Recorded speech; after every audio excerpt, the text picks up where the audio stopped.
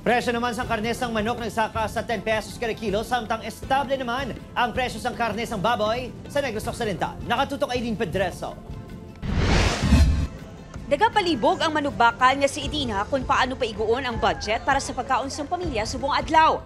Luyag sinikuntani magbakal sa manok, apang nakibot ini kang 210 kada kilo sa nagligan niya simana, nahimo na nga 220. Hindi ka na gani gabakal sa panakot. Kaya ito nga naman dua kakaon. Sunod sa mga manugbaligya, kulang ang supply sa manok sa probinsya. Rason nga nagmahal man ang presyo sini. Kay shortage gid sa manok subong kag kulang gid sa mga manok baligya.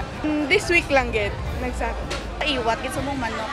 May ara gani adlaw nga wala kami manok nga gasulod sa amo. Samtang nagapabili naman nga estable ang presyo sang karnesang baboy nga nagapabilin sa 360 pesos ang kada kilo. Bangod may bastante na ang supply sang buhi nga baboy. Okay naman, wala man problema ang kwan sa baboy ta. Tungod sang baboy nga do hindi magid masobra gid ka mahal ang komprada. Kaya ang mataas man lang ang price kung ang tigiri ang kwan sang live weight magsaka mapas.